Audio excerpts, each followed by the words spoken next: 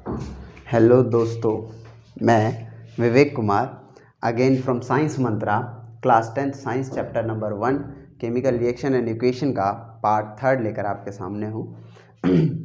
Last class में हमने discuss कर लिया था लगभग कि केमिकल रिएक्शन क्या होता है, केमिकल रिएक्शंस किस तरीके से होती है, केमिकल रिएक्शंस के कुछ एग्जांपल्स ले लिए थे, है ना। बाकी ये सब हो गया था। आज हम पढ़ने वाले हैं, एक एक्सपेरिमेंट भी देख लिए थे, राइट। रिएक्टेंट प्रोडक्ट के बारे में जान लिए थे। आज बात करते हैं characteristic of chemical reaction. Characteristic of chemical reaction, what do you mean by characteristic of chemical reaction का? तो इसका मतलब है कि हम उसके कुछ प्रॉपर्टीज़ को जानते हैं, केमिकल रिएक्शन की कुछ प्रॉपर्टीज़ को जानते हैं, जहाँ से हमें केमिकल रिएक्शन के बारे में और कुछ जानने को मिलेगा। केमिकल रिएक्शन अपने आप में एक अच्छा खासा टॉपिक है, इससे काफ़ी सारे क्वेश्चंस बनते हैं, ठीक है। इक्वेशन से आपको यही होगा कि केमिकल रिएक्शन जब तक समझ में नहीं आएगा इक्वेशन नहीं कर सकते। तो आइए ज़रा केमिकल रिएक्शन के कुछ प्रॉपर्टीज़ को देखते हैं। टोटल 5 प्रॉपर्टीज़ जो आमतौर पर देखे जाते हैं, किताब एनसीईआरटी ने लिखी है, उन्हीं को देखते हैं फर्दर, उसके आगे बाद में बात करेंगे। सबसे पहला क्या है? Evolution of gas. देखिए, जब भी दो रिएक्शन आपस में दो चीज़ें आपस में रिएक्ट करती है, जब भी एक रिएक्शन के अंदर दो चीज़ें आपस में रिएक्ट करती है तो क्या होता है? तो गैस का इवोल्यूशन होता है, यानी गैस बाहर निकलती है, गैस बाहर निकलती है। नेचुरल लाइफ में ले चलें आपको वापस से, चलिए। खाना बनते देखा होगा, देखा है, खाना बनता है, भाप निकलता है, गैस से तो निकल रहा है, क्या निकल रहा है? वाटर वेपर्स क्या है? गैसियस फॉर्म है ना, गैसियस फॉर्म ऑफ वाटर है, राइट। तो वही तो हो रहा है एग्जैक्टली, वो भी तो इवोल्यूशन ऑफ गैस ही था। केमिकल रिएक्शन हो रहा था ना, प्रिपरेशन ऑफ फूड, कल हमने नीचे लिखा था ना प्रिपरेशन ऑफ फूड। तो प्रिपरेशन ऑफ फूड में क्या हो रहा था? प्रिपरेशन ऑफ फूड में जब खाना बन रहा था तो वो एक केमिकल रिएक्शन, और केमिकल रिएक्शन में क्या होता है? गैस का इवोल्यूशन होता है, तो गैस इवॉल्व हो रहा था। खैर, हम थोड़ा सा किसके तरफ चलते हैं? अपने साइंटिफिक लॉजिक्स की तरफ।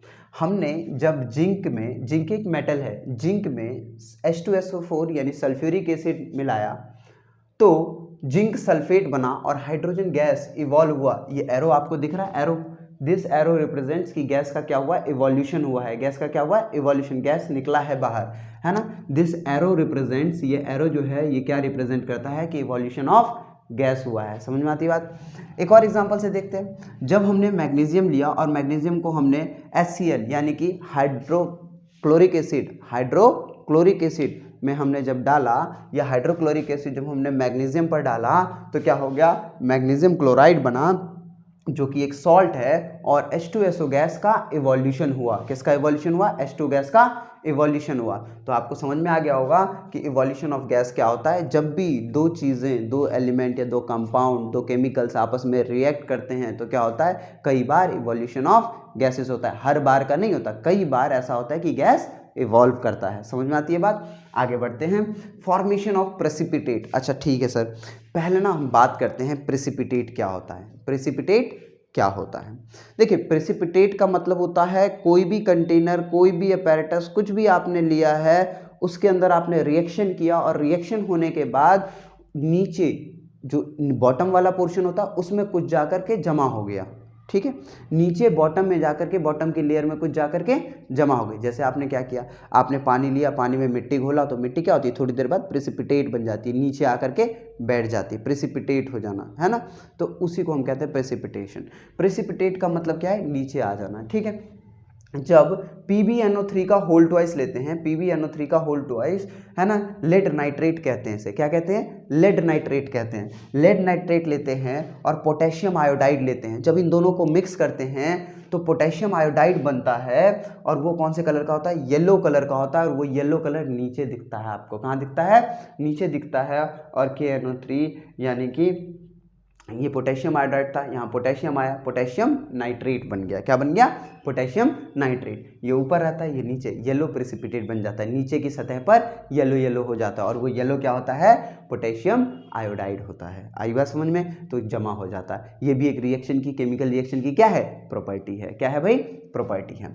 आगे बात करते हैं H2SO4, जो कि अच्छा खासा एक एसिड है, आप जानते हैं सल्फ्यूरिक एसिड है, उसमें BaCl2 मिलाते हैं, बेरियम क्लोराइड मिलाते हैं, ठीक है, तो क्या बन जाता है BaSO4 और HCl यानी कि हाइड्रोक्लोरिक एसिड बन जाती है, और BaSO4 नीचे प्रेसिपिटेट हो जाता है वाइट कलर में। किस में हो जाता है भाई? वाइट कलर में। आई बात समझ में? ये रिएक्शंस आपको याद रखनी है इफ़ यू वांट्स, अगर आपको लगता है, वैसे नेसेसरी है कहीं अगर पूछ दे बैलेंसिंग में, इसलिए ये आपसे जनरली इतना ज़्यादा डीप में नहीं पूछेगा कि भाई क्या है। ये सारे रिएक्शन मैं इसलिए लिख कर लाया हूँ, इसलिए आपके सामने रिप्रेजेंट कर रहा हूँ ताकि आपको ये समझ में आ जाए कि हाँ भाई ये रिएक्शन इस तरीके से होती है। 9th क्लास में हम इतना ज़्यादा रिएक्शन नहीं पढ़ते हैं, है ना। अपन बात उसकी नहीं कर रहे हैं जो प्राइवेट स्कूल में पढ़ रहे हैं, उनके पास सफिशियंट, उनके पास तो हर सोर्स हैं, है ना, प्राइवेट स्कूल है, ट्यूशन्स हैं, हर चीज़ है ना। हम तो गवर्नमेंट वालों की भी बात कर रहे हैं। गवर्नमेंट में ऐसी बात, मैं गवर्नमेंट को नहीं कह रहा हूँ कि उनकी स्कूल में पढ़ाई नहीं होती है पढ़ाई, लेकिन कहीं ना कहीं वो अपने आप को ये सोचते रहते हैं कि हम लैग कर रहे हैं ना। तो उनके लिए ये है कि भैया ये एनसीईआरटी में लिखा तो नहीं है इतने डीप से, लेकिन हाँ उन्होंने बोला ज़रूर है, तो हमने उसको रिप्रेजेंट कर दिया। H2SO4 में BaCl2 बन लिखा और BaSO4 और HCl बना दिया। आई बात समझ में? तो यहाँ पर प्रेसिपिटेट किया, बन गया BaSO4। याद रखिएगा प्रेसिपिटेट का मतलब है नीचे बैठ जाना, यानी नीचे वाली सतह पर आ जाना। आगे देखिए, चेंज इन कलर। डेफिनेट सी बात है, केमिकल रिएक्शन हो रहा है तो कलर में भी चेंज होगा, होगा या नहीं होगा भाई? होगा, है ना। केमिकल रिएक्शन हो रहा है तो कलर में चेंज होगा। अरे याद है फर्स्ट क्लास उसमें चाय बनाना सिखाए थे, चाय में क्या हुआ था? दूध व्हाइट कलर का था, चाय कैसा हो रहा है? ब्राउन कलर का हो रहा है ना भाई, होता है ना। ग्रीन टी पीने वाले हो तुम लोग, अच्छा ग्रीन टी पीते हो खूब, सही बात है ना, ज़्यादा ही हो रहे हो मोटे। खाओ पियो, ग्रीन टी से कुछ नहीं होता, है ना। खाओ पियो, खेलो पढ़ो। देखो ज़रा हम बात कर रहे हैं चेंज इन कलर। किस में बात कर रहे हैं? Change in colour. जब हम कलर की चेंज करते हैं, कलर में चेंज की बात करते हैं, तो क्या होता है? KMNO4 पर्पल कलर का होता है। क्या होता है भाई? पर्पल कलर का होता है। इसे पोटेशियम परमैग्नेट कहते हैं। इसका नाम जो होता है पोटेशियम परमैग्नेट होता है। जब KMNO4 पर्पल कलर का है, उसमें C6H8O7 मिलाया, C6H8O7 मिलाया तो HMNO4 बनता है। HMNO4 बनता है जो कि कलरलेस होता है। पर्पल कलर का था KMNO4 और यहाँ कलरलेस हो गया। ये आपको इसका यूज़ आप जो है ना वो 11th और 12th के केमिस्ट्री में पढ़ेंगे बहुत अच्छे तरीके से, ठीक है, ऑर्गेनिक केमिस्ट्री में। अभी फिलहाल बस हम ये देख लेते हैं कि रिएक्शन ऐसा भी होता है भाई, है ना। देखो KMNO4 पर्पल होता है, C6H8O7 के साथ जब हमने इसे मिक्स किया तो HMNO4 बना, के चला गया यहाँ से, ठीक है, पोटेशियम चला गया और ये क्या बन गया? ये बन गया कलरलेस। क्या हो गया? कलरलेस। और एक और प्रोडक्ट बना C6H5K3O7, ठीक है, ये भी क्या होता है? ये आपको लगभग कलरलेस ही दिखेगा। अगला है SO2 में K2Cr2O7, ठीक है। जब हम ये मिलाते हैं तो K2Cr2O7 तो ऑरेंज कलर का होता है। कौन से कलर का होता है बेटा? ऑरेंज कलर का होता है K2Cr2O7, और उसमें हमने एसिड और मिला दिया, है ना, H2SO4। तो क्या बन जाता है? K2SO4 Cr2SO4 का होल थ्राइस, जो कि क्या है यहाँ पर? ग्रीन कलर का है। कौन से कलर का है? ग्रीन कलर का है, और वाटर, ठीक है। तो हमने कौन सा कलर लिया था? ऑरेंज कलर का सब्सटेंस लिया था। जो प्रोडक्ट आया वो कौन से कलर का आया? ग्रीन कलर का आया, ठीक है। तो यहाँ पर कलर चेंज भी एक प्रॉपर्टी होती है। नेक्स्ट आते हैं fourth property, change in temperature. देखो ये बड़ा इंटरेस्टिंग टॉपिक है भाई, ये बड़ा इंटरेस्टिंग है, और आपके डे टू डे लाइफ में आपके आसपास दिख रहा होगा आजकल, है ना। दिवाली आने वाली है, ठीक है, तो लोगों के घर में पेंट शुरू हुआ ही होगा, डेफिनेट सी बात है। तो आप ना इसको देख सकते हैं, कई चीज़ें हमारे आसपास ही हो रही होती है, हमारी केमिस्ट्री की चीज़ें, बट हम उस पर ना फोकस नहीं करते हैं ना, हम बस देख के निकल जाते हैं। कभी हम सोचते नहीं, कह रहे या तो ये केमिस्ट्री भी हो सकता है, नहीं सोचते ना कभी, है ना। इसलिए नहीं सोचते क्योंकि हाथ में फ़ोन होता है। समझ में आई बात? फ़ोन को साइड में रखो, देखो सब कुछ दिखाई देगा। चेंज इन टेम्परेचर, जब हम बात करते हैं चेंज इन टेम्परेचर की, तो जब टेम्परेचर चेंज होता है तो कैसे होता है? देखिए भाई, ज़रूरी नहीं है इसके लिए आप फ्लास्क लाएं, ये लाएं, वो लाएं। अरे भाई आपके घर के आसपास ही हो रहा होगा, कहीं आप जाकर तो देखिए, घर के आसपास ही, आपके घर में हो रहा होगा, अगर आपके घर में पेंट हो रहा है तो, ठीक है। दिवाली आ रही है, सजा तो रहे होगे घर को, है ना। तो पेंटर अंकल आए होंगे, उससे बोलना अंकल ये क्या हो रहा है, गर्म कैसे हो गया, है ना। अभी दिखाते हैं गर्म कैसे, क्या गर्म होता है। देखो ज़रा, कैल्शियम ऑक्साइड को क्विक लाइम कहा जाता है। क्विक लाइम, सूखा चूना जो होता है, सूखा चूना, वो क्विक लाइम, सूखा होता है ये कैल्शियम ऑक्साइड। आई बात समझ में? जैसे हम उसमें वाटर मिलाते हैं तो आपने देखा होगा जो वो अंकल होते हैं, पेंटर अंकल, वो एक बाल्टी लेते हैं, बाल्टी में चूना मिलाते हैं, उसके अंदर पानी मिलाते हैं और उसको घोल देते हैं, ऐसे करके घोलते हैं, राइट। जब वो घोलते हैं तो घोलने के थोड़ी देर बाद आप देखना उसको कंटेनर को यानी उस बकेट को छूना तो वो क्या होगा, वो थोड़ा सा गर्म हो गया होगा। पहले उसमें अंकल ने गर्म पानी तो नहीं डाला था, वो अपने आप गर्म हुआ, है ना, अपने आप गर्म हुआ। कैसे गर्म हुआ? क्योंकि वहाँ पर क्या हुआ, केमिकल रिएक्शन हुआ। तो जो चूना था, क्विकलाइम कहते हैं इसे, सूखा चूना कहते हैं इसे, और H2O जो है पानी मिला दिया तो इसे क्या कहते हैं, बुझा हुआ चूना, कैल्शियम हाइड्रोक्साइड, जिसे हम क्या कहते हैं, स्लेक्ड लाइम। क्या कहते हैं भाई? Slaked lime. और ये क्या होता है, ये हीट होता है। क्या होता है? हीट, गर्म होता है, थोड़ा सा इसके अंदर गर्माहट होती है। आगे बात समझ में? तो यहाँ पर क्या हो गया, चेंज इन टेम्परेचर। यहाँ टेम्परेचर कम था, यहाँ टेम्परेचर क्या हो गया, बढ़ गया। यहाँ टेम्परेचर क्या हो गया, बढ़ गया। तो ये ऑब्जर्व कर सकते हो, आपके आसपास होता है, इसके लिए बहुत बड़ा एक्सपेरिमेंट करने की जरूरत नहीं है। चेंज इन स्टेट, ये भी बड़ा अच्छा है। चेंज इन स्टेट, स्टेट में चेंज हो जाना। देखो ये बोलोगे कि केमिकल रिएक्शन है, फिजिकल रिएक्शन है, तो इस पे तो आर्गुमेंट लंबा चल सकता है, लेकिन एक छोटे से चीज़ में मैं समझा देता हूँ। आप चेंज इन स्टेट का आपको समझ में आ जाएगा मेरे हिसाब से।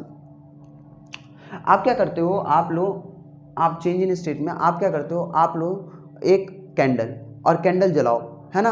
अब तुम लोग कैंडल लाइट डिनर में सोच लेना भाई, है ना, वो कैंडल लाइट डिनर अभी नहीं, बाद में, है ना, मेरे को भी ले चलना। तो change in state, change in state क्या होता है, देखो हमने एक कैंडल लिया और कैंडल को हमने जलाया, एक काम करना, कैंडल लेना और कैंडल को ना एक छोटी सी प्लेट, कटोरी, किसी में भी जलाना, ठीक है। पहले कैंडल का जो वेट था, कैंडल का जो वेट है, पहले वेट कर लेना और फिर उसको जलाना। उसको क्या करना, जलाना, रिकॉर्ड कर लेना कि कितना वेट था कैंडल का। उसके बाद उस कैंडल को बर्न करना। जो कैंडल था वो सॉलिड स्टेट में था, जैसे उसको आप बर्न करोगे वो धीरे धीरे लिक्विड स्टेट में आएगा और बाद में फिर वापस से सॉलिड स्टेट हो जाता है। लेकिन चेंज तो हुआ ना, लिक्विड स्टेट में चेंज हुआ ना, तो उसका स्टेट चेंज हो जाता है ड्यूरिंग केमिकल रिएक्शन। और इसे मैं केमिकल रिएक्शन इसलिए कह रहा हूँ क्योंकि बाद में जब बचा हुआ वैक्स होगा, जो बचा हुआ मोम है, उस मोम को जब आप दोबारा वेट करोगे तो पुराने वाले वेट से कम होगा, पुराने वाले वेट से क्या होगा, कम होगा। तो इसलिए केमिकल रिएक्शन कहता हूं मैं इसे, ठीक है। तो चेंज इन स्टेट यानी सॉलिड से लिक्विड बन गया था, तो स्टेट भी क्या होता है, स्टेट भी चेंज होता है, राइट। आगे बात करते हैं, नया टॉपिक, ये बड़ा इंटरेस्टिंग, बड़ा अच्छा टॉपिक है, that is chemical equation. What do you mean by chemical equation? Chemical equation से आप क्या समझते हैं? देखिए बढ़िया सिंपल लैंग्वेज, सिंपल बिल्कुल अपनी लैंग्वेज में लिखिए, है ना। टीचर्स को पता है अपनी लैंग्वेज में चीज़ें समझ में आनी चाहिए, है ना। 3 इडियट्स मूवी में देखा है ना। The method of representation, chemical equation, top chapter का दूसरा टॉपिक है इक्वेशन, लंबा नहीं खींचेगा, ये बहुत छोटा टॉपिक है लेकिन अपने आप में एक बेहतरीन टॉपिक है, क्वेश्चन पूछ देता है, ठीक है। Chemical equation, the method of representation of chemical reaction with the help of symbol and formulas of the substance is known as chemical equation। यानी जो भी सब्सटेंस आपने लिया है उसको कॉपी पे, किताब में या फिर बोर्ड पे कहीं भी जब हम लिखते हैं या रिप्रेजेंट करते हैं तो उसके सब्सटेंस के क्या, या तो सिंबल, फार्मूलाज उनको यूज़ करते हैं, मॉलिक्यूलर फार्मूलाज, है ना, उनको यूज़ करते हैं, सिंबल, एटॉमिक एलिमेंट के जो सिंबल होते हैं उनको यूज़ करते हैं और उस केमिकल रिएक्शन में रिएक्शन को रिप्रेजेंट करते हैं, उसी को हम क्या कह देते हैं, केमिकल इक्वेशन। यानी केमिकल इक्वेशन क्या है, एक तरीका है रिप्रेजेंटेशन का केमिकल रिएक्शन का। आगे समझ में, जब हम किसी केमिकल रिएक्शन को रिप्रेजेंट करते हैं किस पे, नोटबुक पे, बुक पे या किसी बोर्ड पे या कहीं भी रिप्रेजेंट करते हैं तो हम क्या करते हैं, उसका शॉर्ट हैंड लिखते हैं, उसकी छोटी छोटी चीज़ें लिखते हैं, जो बड़ा फॉर्मूला होता है उसको, उसके जो शॉर्ट हैंड्स होते हैं उसको लिखते हैं, और या फिर उसके फॉर्मूलाज लिखते हैं, है ना। जैसे हमने हाइड्रोक्लोरिक एसिड बोल दिया तो हाइड्रोक्लोरिक एसिड का शॉर्ट हैंड क्या होता है, छोटा मॉलिक्यूलर फॉर्मूला क्या होता है, HCl। क्या होता है, HCl। नमक बोल दिया तो NaCl, है ना। सॉल्ट बोल दिया, कॉमन सॉल्ट, तो NaCl। ग्लूकोज बोल दिया तो C6H12O6। तो ये जो है ना, इसको रिप्रेजेंट करते हैं, इस फॉर्म में रिप्रेजेंट करते हैं, उसी को हम क्या कह देते हैं, केमिकल इक्वेशन कह देते हैं। आई बात समझ में? एक एग्जांपल से भी समझ लेते हैं। Zinc metal react with dilute sulphuric acid, zinc metal react with dilute sulphuric acid to form zinc sulphate. क्या बनाता है, जिंक सल्फेट बनाता है, एंड हाइड्रोजन गैस, और एक और चीज बनाता है जिसे हम क्या कहते हैं, हाइड्रोजन गैस। जब जिंक मेटल रिएक्ट किया डाइल्यूट सल्फ्यूरिक एसिड के साथ तो क्या बनाया, जिंक सल्फेट बनाया और हाइड्रोजन गैस बनाया। क्या बनाया भाई, हाइड्रोजन गैस बनाया। जब ऐसा होता है तो इसको हम केमिकल रिएक्शन कहते हैं, ऊपर वाले को केमिकल रिएक्शन कहते हैं। जब हम इस केमिकल रिएक्शन को रिप्रेजेंट करते हैं तो कैसे रिप्रेजेंट करते हैं, zinc sulphuric acid, zinc plus sulphuric acid जो कि रिएक्टेंट है, दोनों प्रोड्यूस होता है और क्या बनता है, प्रोडक्ट बनता है, जिंक सल्फेट और हाइड्रोजन गैस। क्या बनता है, जिंक सल्फेट और हाइड्रोजन गैस बनता है। तो जिंक प्लस H2SO4। देखिए अब मैंने इसका शॉर्ट हैंड लिखा, क्या लिखा, इसका शॉर्ट हैंड लिखा, इसका फॉर्मूला लिखा, इसका मॉलिक्यूलर फॉर्मूला लिखा ना भाई, इसका मॉलिक्यूलर फॉर्मूला लिखा। तो मॉलिक्यूलर फॉर्मूला क्या हुआ, zinc plus H2SO4 gives ZnSO4 plus H2O। और ZnSO4 किसका शॉर्ट हैंड है, जिंक सल्फेट का। हाइड्रोजन गैस का शॉर्ट हैंड क्या है, H2। सल्फ्यूरिक एसिड का शॉर्ट हैंड क्या है, H2O, H2SO4। और जिंक का क्या है, Zn। तो ये इसका शॉर्ट हैंड कह दो या मॉलिक्यूलर फार्मूला कह दो, वही है, हम रिप्रेजेंट करते हैं। देखिए मैंने नीचे में लाइन भी लिख दिया, chemical equation is short hand of representation of chemical reaction. Chemical reaction का शॉर्ट हैंड तरीके से रिप्रेजेंट करने को क्या कहते हैं, केमिकल इक्वेशन कहते हैं। आती है बात समझ में। तो केमिकल इक्वेशन ये था। अब हम पढ़ेंगे किसके बारे में, अब हम पढ़ेंगे balancing of chemical equation. Chemical equation को किस तरीके से बैलेंस किया जाता है, पहले इसे देखिए एक बार।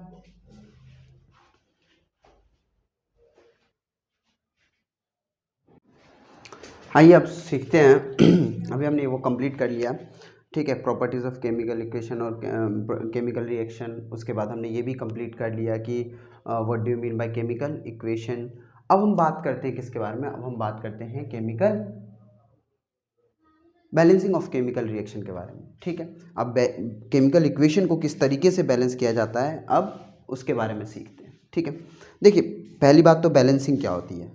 लास्ट क्लास में भी मैंने बैलेंसिंग पे एक छोटी सी चर्चा की थी कि बैलेंसिंग क्या होती है। बैलेंसिंग का मतलब है, अपने शब्दों में अगर देखें आप तो बैलेंसिंग का मतलब क्या है, बैलेंसिंग का मतलब है कि दो तराजू हैं, तराजू के दोनों तरफ क्या होना चाहिए, पलड़ा जो होता है वो क्या होना चाहिए, सेम होना चाहिए। पहले के ज़माने में हुआ करता था। लास्ट क्लास में मैंने आपको वही बताया कि बिल्ली थी, बंदर था, बंदर वाली बिल्ली वाली कहानी सबने सुनी होगी। एक पलड़े में ज़्यादा रोटी चला गया तो तोड़ के खा लिया, इस तरीके से, है ना। तो वो वाली कहानी में जो तराजू था, एग्जैक्टली एक बैलेंसिंग ऑफ केमिकल इक्वेशन वही तराजू वाला काम करता है, वही तराजू है ये, ठीक है, जिसमें बैलेंस होना चाहिए दोनों तरफ। दोनों तरफ क्या होना चाहिए, बैलेंस। आपकी गली में देखिए अब तो वो वाले तराजू रहे नहीं, लेकिन आपकी गली में एक आता होगा कबाड़ी वाला, वो लेकर आता है वो वाला तराजू। आपने देखा होगा, गौर किया होगा, अगर आप थोड़े लीनियर सोसाइटी में रहते हैं तो आप देखे होंगे कि वहाँ पर वो वाले तराजू वाले अंकल आते हैं, वो कबाड़ी वाले अंकल आते हैं। वो तराजू में ना एक साइड कॉपी किताबें जो रद्दी पेपर होता है वो रखते हैं, और एक साइड वो अपना जो भी वेट करने वाला वेइंग होता है वो रखते हैं, ठीक है। तो वो वाला हमें उस वाले के पलड़े के हिसाब से एक तरफ अगर जितना वेट है उतना ही दूसरे तरफ भी होना चाहिए, हमने तो यही सीखा है ना। और बीच में उसका वो कांटा सा होता है, वो क्या होता है, बराबर होना चाहिए, है ना।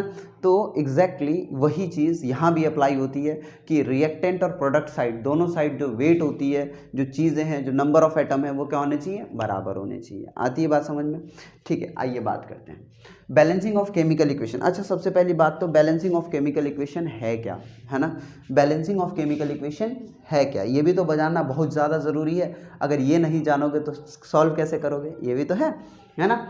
तो बैलेंसिंग ऑफ केमिकल इक्वेशन में जानते हैं, a balanced chemical equation has an equal number of atom of different elements on both the reactant and product side. यही बात मैंने बोला अभी आपको, है ना, कि जब एक केमिकल रिएक्शन बैलेंस होता है, केमिकल इक्वेशन बैलेंस होता है, तो उसके रिएक्टेंट साइड और प्रोडक्ट साइड, दोनों साइड क्या होना चाहिए, नंबर ऑफ एटम्स बराबर होने चाहिए। चाहे वो कोई सी भी चीज़ होगा, कोई भी केमिकल का हो, कोई भी एलिमेंट हो, वो अगर जितना रिएक्टेंट साइड है उतना ही किस साइड होने चाहिए, प्रोडक्ट साइड होने चाहिए, नहीं तो वो बैलेंस्ड केमिकल इक्वेशन नहीं कहलाएंगे। आगे बात समझ में। जब भी हम रिएक्शन करते हैं तो क्या होता है, हम रिएक्टेंट्स लेते हैं और उससे ही क्या बनता है, प्रोडक्ट बनते हैं। कोई अलग चीज़ तो आ नहीं जाती, सेम ही चीज़ रहती है। तो हमने क्या बोला, हमने बोला रिएक्टेंट साइड, मान लीजिए दो एटम लिया है, ए और बी, तो ए अगर 5 है और बी अगर 2 है, तो इस साइड बी ए 5 होने चाहिए और बी कितने होने चाहिए, 2 होने चाहिए, ठीक है। प्रोडक्ट साइड भी उतने ही होने चाहिए, उससे कम नहीं होने चाहिए। अगर आपको दिख रहा है तो आपको क्या करना होगा, बैलेंस करना होगा। आपको उसको किसी भी मल्टीपल से, किसी भी नंबर से मल्टीप्लाई करके क्या करना होगा, उसे बराबर इक्वल करना होगा। इसी को हम क्या कहते हैं, बैलेंसिंग ऑफ केमिकल इक्वेशन कहते हैं। आइए ज़रा देखते हैं, एक एग्जाम्पल से समझते हैं। जैसे कि अगर मैंने जिंक लिया और उसमें H2SO4 यानी सल्फ्यूरिक एसिड डाला तो जिंक सल्फेट और हाइड्रोजन गैस बना। आपको पहले भी बता चुका हूँ कि हाइड्रोजन गैस क्या हो जाता है, इवॉल्व होता है। हाइड्रोजन गैस क्या होता है, इवॉल्व होता है। आई बात समझ में?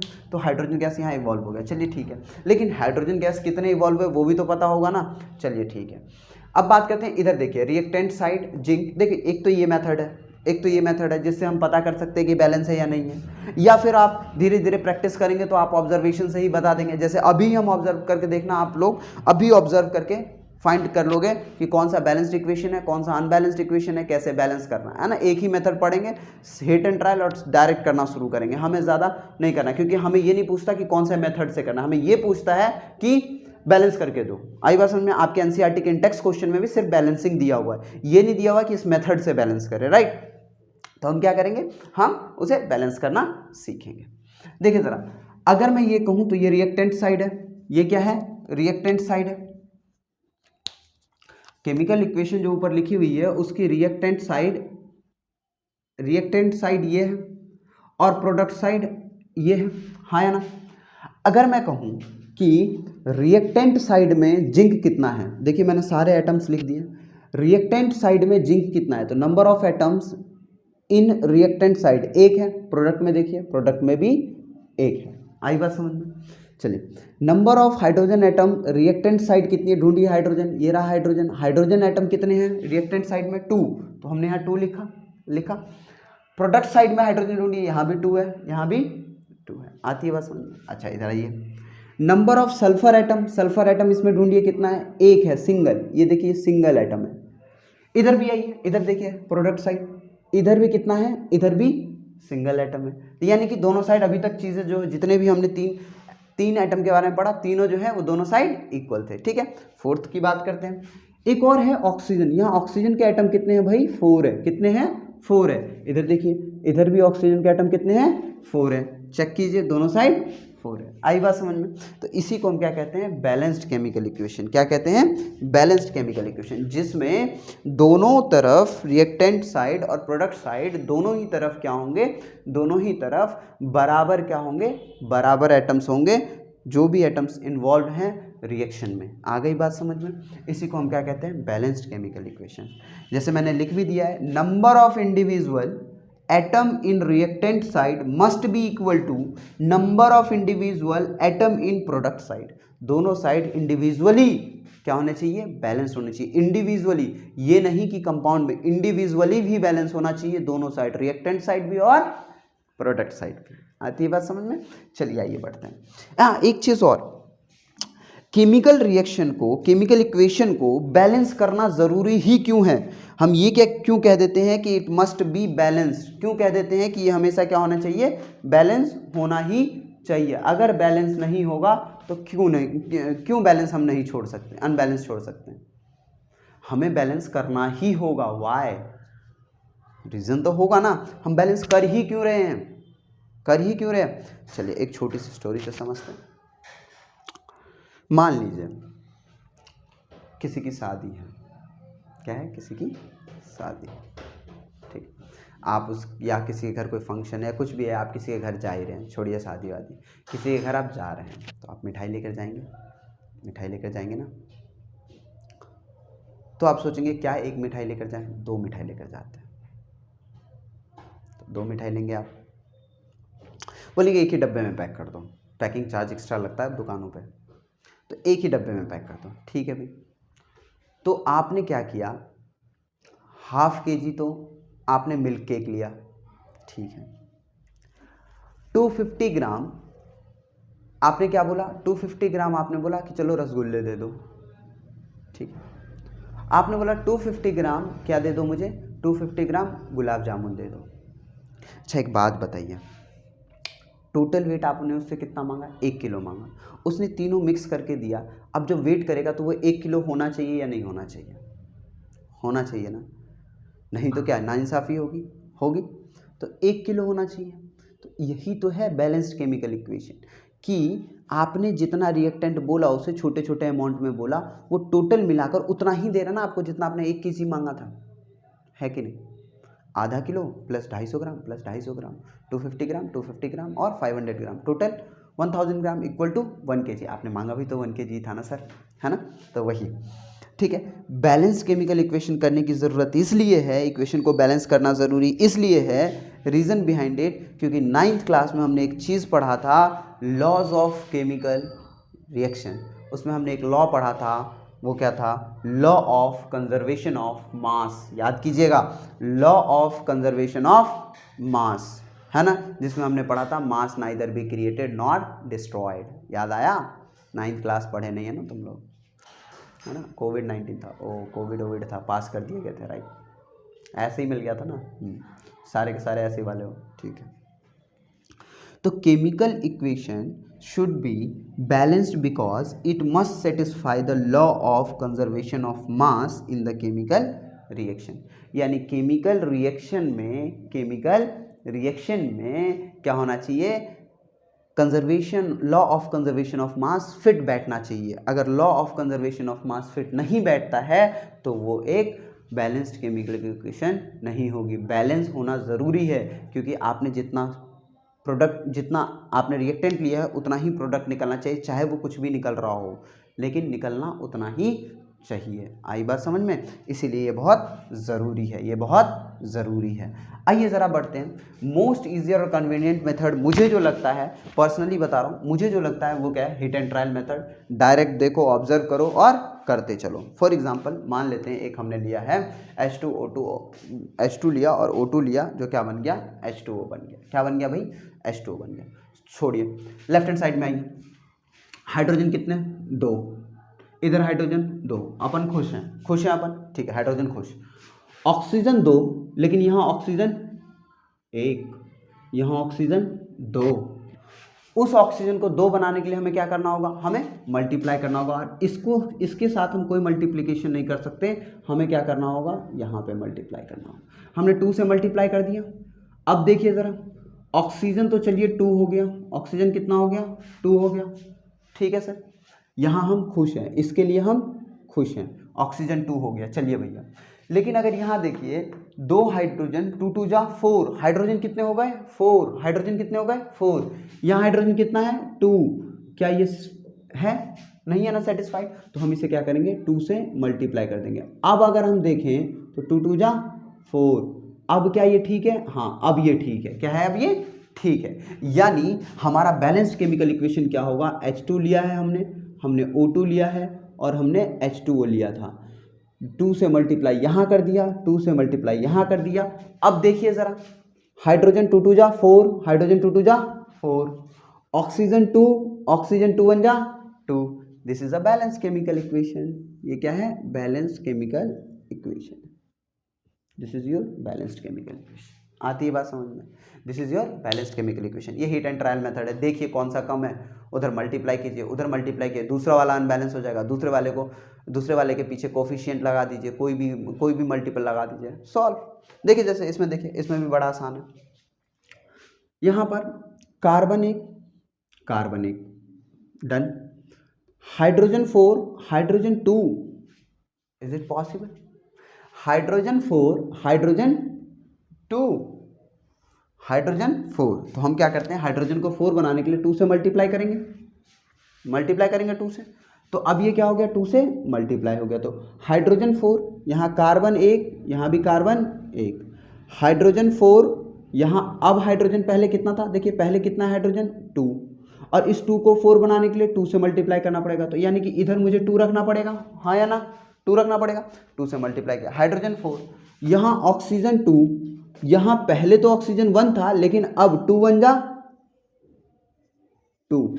This is a balanced chemical equation. ये क्या है, ये बैलेंस्ड केमिकल इक्वेशन, यानी कि CH4 plus O2 gives CO2 plus O।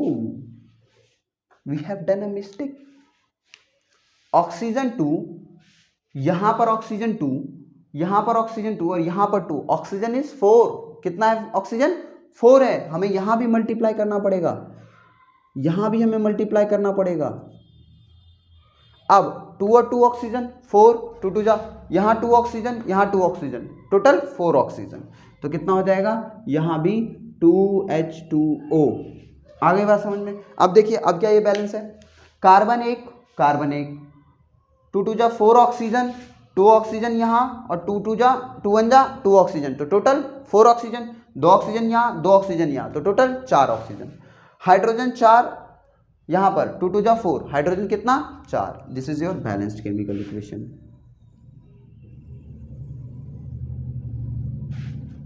आगे बात समझिए, this is your balanced chemical equation. अब देखिए जरा यहाँ देखते हैं, यहाँ क्या है, ये ना ये हाँ रेस्पिरेशन का एक इक्वेशन होता है जिसमें ग्लूकोज ऑक्सीजन के प्रेजेंस में क्या करता है, ग्लूकोज जो है वो ऑक्सीजन के प्रेजेंस में टूटकर कार्बन डाइऑक्साइड और वाटर बनाता है और साथ में एनर्जी लिबर्ट करता है। हम रेस्पिरेशन इसीलिए तो करते हैं, सांस लेना और छोड़ना थोड़ी ना। रेस्पिरेशन का मेन मोटिव ही है हमारी बॉडी के ग्लूकोज को ब्रेक डाउन करके एनर्जी बनाना, है ना। चैप्टर नंबर 6 लाइफ प्रोसेस, याद कीजिए न्यूट्रिशन, है ना। तो हमारा न्यूट्रिशन नहीं, रेस्पिरेशन, सॉरी, हाँ रेस्पिरेशन। तो C6H12O6 उसमें क्या करता है, ऑक्सीजन मिलते हैं, ये क्या है, ये एरोबिक रेस्पिरेशन, ऑक्सीजन मिला और कार्बन डाइऑक्साइड वाटर और एनर्जी बनाता है। क्या ये बैलेंस्ड केमिकल इक्वेशन है? ना ना ना ना ना, बैलेंस नहीं है बाबू। इधर देखिए, कार्बन 6 यानी 6, कार्बन 1, मैं 6 से मल्टीप्लाई कर दूं, कार्बन 6 हो जाएगा, हाँ या ना बोलिए, कार्बन 6 हो गया, ठीक है। मैं दोबारा रिपीट कर देता हूँ, है ना, इसी रिएक्शन को नीचे लिख देता हूँ, उसमें सॉल्व करते हैं अपन। C6H12O6 plus O2 gives CO2 plus H2O plus energy. अब देखिए ज़रा यहाँ पर इधर देखिएगा सर, कार्बन 6, कार्बन 1 6 से मल्टीप्लाई कर दिया, डन। देखिए हाइड्रोजन 12, हाइड्रोजन 12, ध्यान दीजिएगा, हाइड्रोजन 12 को 12 बनाने के लिए हमें किससे मल्टीप्लाई करना पड़ेगा, 6 से। किससे मल्टीप्लाई करना पड़ेगा, 6 से। आ गई बात समझ में। हमने किससे मल्टीप्लाई कर दिया हाइड्रोजन को, 6 से, तो 6 2 जा 12। यहाँ ध्यान दीजिएगा, ऑक्सीजन 6 और 2 8, 6 और 2 8। इधर ऑक्सीजन ध्यान दीजिएगा, 6 2 जा 12 और 6 18, 6 2 जा 12 और 6 18। यहाँ देखिए, यहाँ 6 ऑक्सीजन, यहाँ 12 ऑक्सीजन। ऑक्सीजन के लिए बात कर रहा हूँ, किसकी बात कर रहा हूँ, ऑक्सीजन की। यहाँ पर 6 ऑक्सीजन और 2 8 ऑक्सीजन। अगर मैं यहाँ 2 से मल्टीप्लाई कर दूँ, सॉरी 6 से मल्टीप्लाई कर दूँ, तो 6 2 जा 12 और 6 18। यहाँ देखो 12 और 6 18, टोटल 18 ऑक्सीजन, 18 ऑक्सीजन। यहाँ पर 6 और 6 2 जा 12, टोटल कितना, 18 ऑक्सीजन। कितना ऑक्सीजन भाई, 18 oxygen. This is your balanced chemical equation, this is your balanced chemical equation. ये आपका बैलेंस्ड केमिकल इक्वेशन हो जाएगा। आगे बात समझ में। एक और देखिए, हाँ ये एक्सोथर्मिक रिएक्शन है, ध्यान रखिएगा। एक रिएक्शन होता है जिसे हम कहते हैं एक्सोथर्मिक रिएक्शन। एक्सोथर्मिक रिएक्शन का मतलब क्या है, एक्सो मतलब एग्जिट, एक्सो मतलब एग्जिट। देखिए एक्सो में EX आता है और EX से क्या होता है, एग्जिट। क्या होता है भाई, एग्जिट। एग्जिट यानी हीट एग्जिट किया है, रिएक्शन में से हीट एग्जिट किया है, एग्जिट। एग्जिट एग्जिट का मतलब बाहर जाना, एग्जिट का मतलब बाहर जाना, यानी रिएक्शन में से क्या, एनर्जी यानी हीट बाहर निकली है, इसीलिए हम क्या कहते हैं, एक्सोथर्मिक रिएक्शन। जब हीट या एनर्जी बाहर निकले तो वो रिएक्शन क्या कहलाता है, एक्सोथर्मिक रिएक्शन। व्हेन हीट और energy evolve from any chemical reaction is known as exothermic reaction. Next class में हम डेफिनेशन भी लिखा देंगे आपको, राइट। अच्छा, N2O2 नाइट्रोजन में ऑक्सीजन मिला है, रिएक्ट नहीं करता, रिएक्ट ही नहीं करता, तो हम क्या करते हैं, हम उसमें हीट दे देते हैं। आप देखो जरा, हीट लिया अंदर EN एंडोथर्मिक, EN से entry endothermic reaction, this is called endothermic reaction. EN से एंट्री यानी केमिकल रिएक्शन के अंदर एंट्री मारा है, केमिकल रिएक्शन के अंदर एंट्री मारा है। जब एंट्री मारता है तो क्या कहलाता है, एंडोथर्मिक। क्या कहलाता है, एंडोथर्मिक। नाइट्रोजन और ऑक्सीजन को मिलाया तो नाइट्रस ऑक्साइड मिला, जिसमें अगर मैं देखूं तो यहाँ पर 2 नाइट्रोजन, यहाँ 2 ऑक्सीजन, यहाँ 1 नाइट्रोजन, यहाँ 1 ऑक्सीजन, अगर मैं इसको 2 से मल्टीप्लाई कर दूं तो बैलेंस हो गया, 2 नाइट्रोजन 2 नाइट्रोजन 2 ऑक्सीजन 2 ऑक्सीजन, और हीट तो चाहिए था, इसीलिए क्या कहलाया, एंडो यानी entry. This is your balanced chemical equation. यानी अगर मैं एंडोथर्मिक रिएक्शन की बात करता हूं तो डेफिनेशन क्या हो जाती है, डेफिनेशन हो जाती है when heat is required in any chemical reaction to produce the product is known as endothermic reaction. जब रिएक्टेंट साइड में हीट की ज़रूरत पड़ जाए तो क्या कहलाता है, उसे एंडोथर्मिक रिएक्शन कहलाता है वो, है ना। तो हमने आज क्या पढ़ लिया, हमने ये सारे टॉपिक्स कवर कर लिए आज, है ना। बैलेंसिंग भी लगभग सीख ली। नेक्स्ट क्लास में 2-3 क्वेश्चन बैलेंसिंग के लेंगे और फर्दर टाइप्स ऑफ रिएक्शन पे कंटिन्यू करेंगे। आगे बात समझ में, ठीक है। थोड़ा सा वेट कीजिएगा, कल हो सकता है हम वीडियो अपलोड करते हैं फर्दर वीडियो की, ये वाली तो आज आ जाएगी, है ना। तो चलिए कंटिन्यू करते हैं। मुझे पता है दिल्ली में सीबीएसई बोर्ड शायद सीबीएसई वाले जो गवर्नमेंट स्कूल्स हैं उसमें जल्दी प्री बोर्ड आ रहे हैं, प्री बोर्ड कह रहा हूँ, वो मिड टर्म आ रहे हैं। तो मिड टर्म जो है उसके लिए हम कोशिश करेंगे वन शॉट में आपको कुछ दे सकें। पॉसिबल तो नहीं लगता है but I will try my best कि हम वन शॉट आपको दे दें ताकि आप लोग प्रिपेयर कर सकें, right. One shot one chapter, ठीक है।